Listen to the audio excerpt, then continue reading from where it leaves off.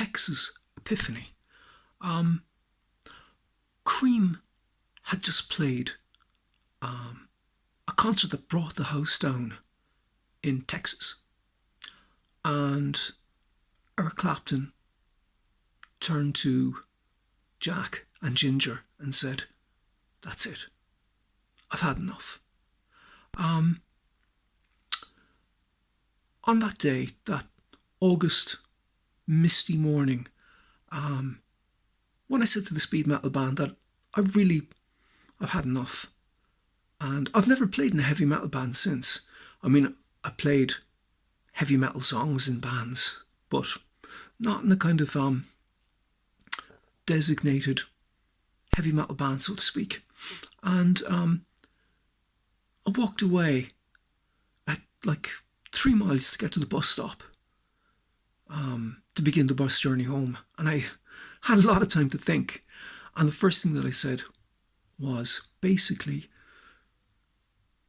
heavy metal, give me Japan anytime. Second thing is,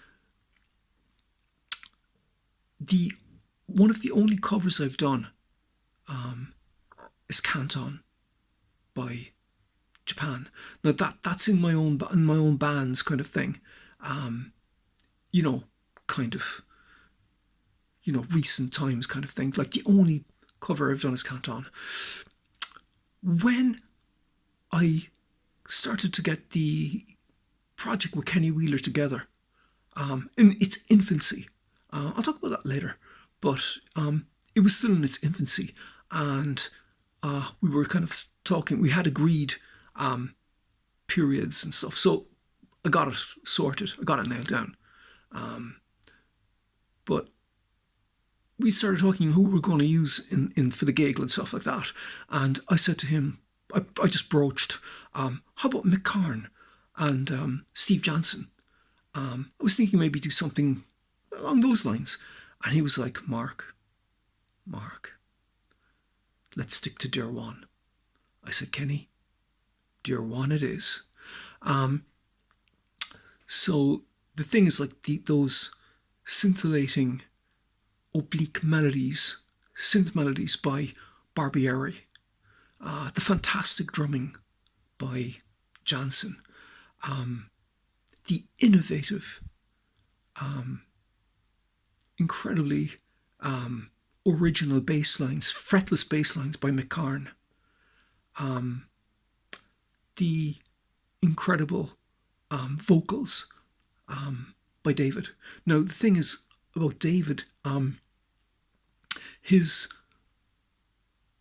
kind of, in Japan, his kind of aesthetic, kind of image, mores and stuff like that, really was appealing, incredibly appealing.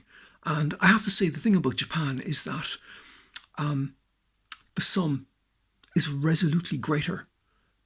The sum of the whole is resolutely greater than the sum of each part. But David was absolutely fantastic. Post-Japan, just post-Japan, I thought he was absolutely incredible. His kind of arty stuff, that's his thing. He's very happy with that. But I have to say, I prefer Japan, and I prefer the stuff that he did, his solo stuff, post-Japan, just post-Japan, was quite influential, actually. So again, like with Japan itself, image, the image was incredible.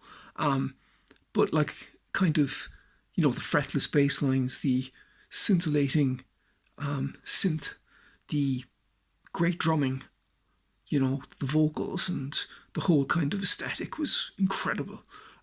Very, very influential. And again, I did try and make contact with Mick Karn later, again, to try and do something. But he was a very, very difficult guy to get a hold of. Everybody that pretty much worked with him outside of that, like, were kind of, it was very, very difficult to get him. and waiting and conditions and all sorts of stuff. And so like even to get him on, like to get him interested in stuff like that took a lot of work. But in terms of like influence on me and stuff like that, they are one of the most influential bands in terms of the people who've kind of affected my music and my concept and stuff like that and what I'm interested in. I would say they're pretty close to being number one. Thank you for listening.